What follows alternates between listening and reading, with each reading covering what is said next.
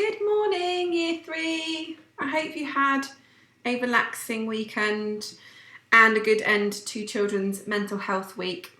So this week we are going to be doing poetry, and each day we're going to start by introducing you to a different poem, and then we're going to set you different challenges over the week. Today we're working on similes.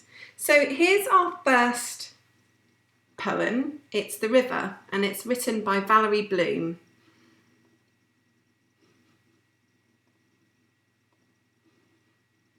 Let's listen to her reading it.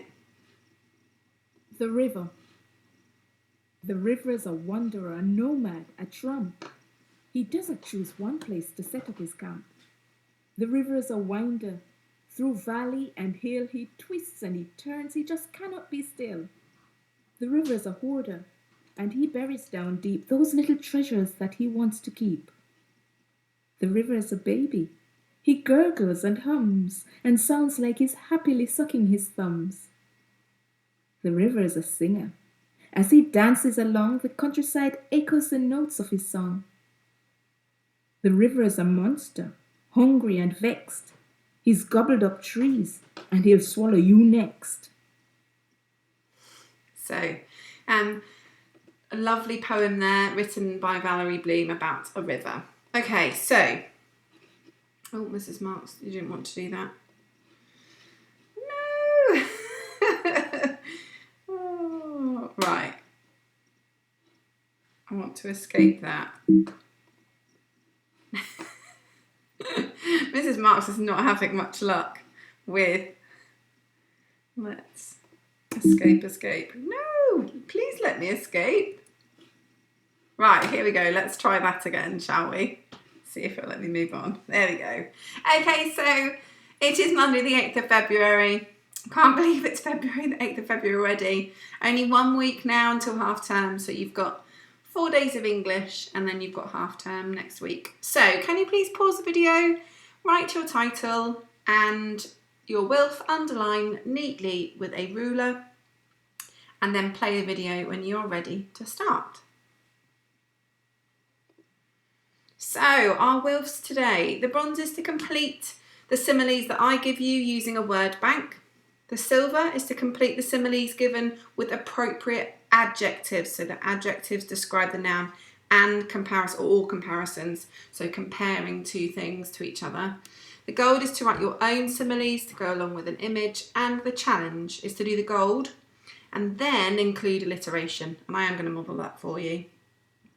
Today we're looking at imitation and we're looking at growth mindset, so imitating what I do in the lesson, and your growth mindset of I can't do that yet. So we're not all born being able to talk, we're not all born being able to walk. Those are the things that you've all learnt.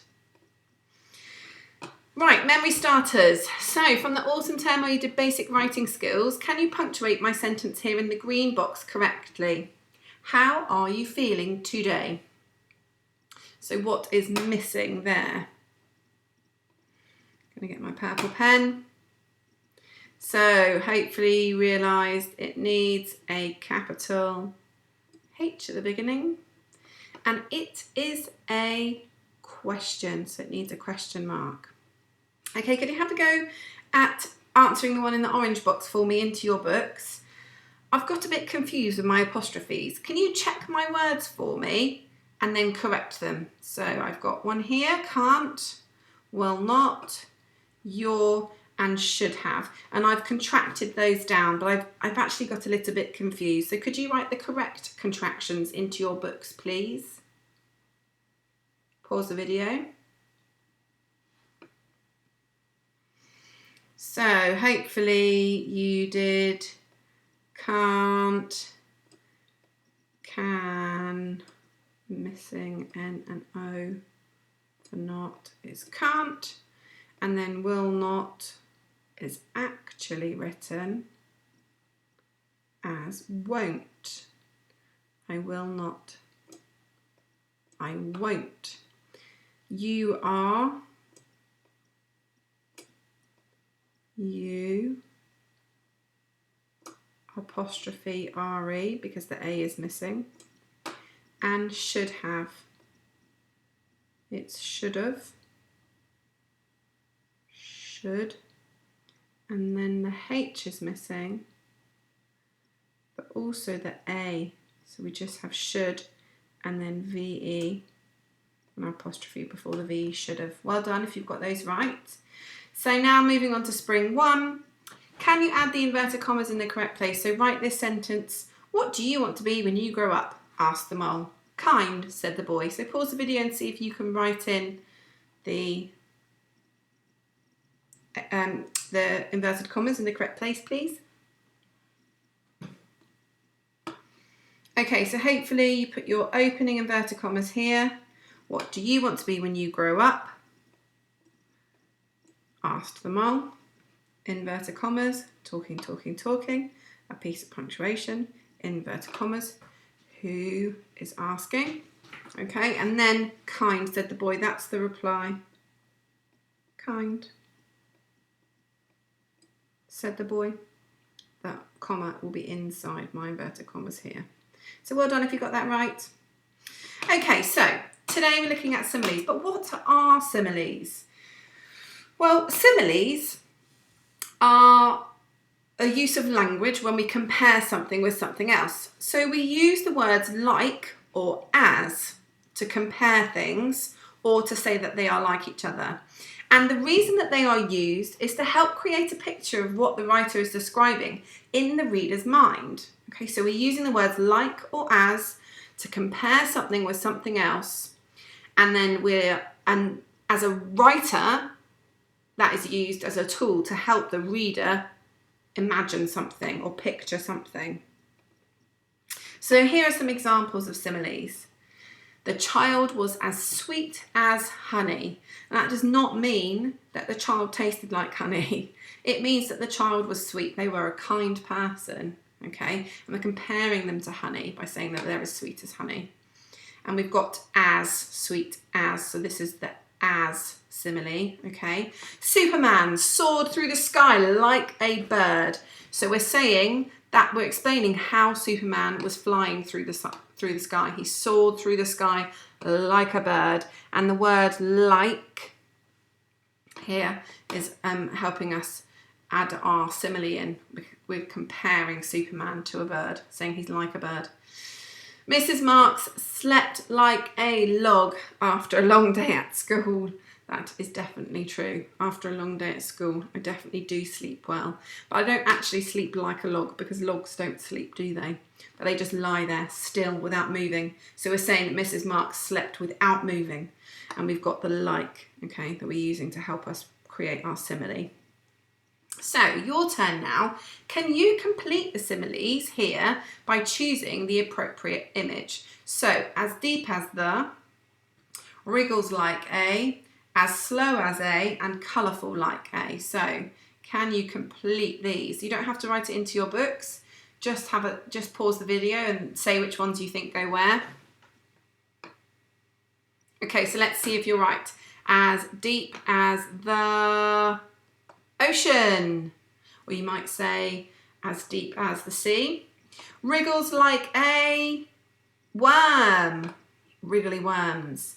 As slow as a snail. Well done if you got that one right. And colourful like a rainbow.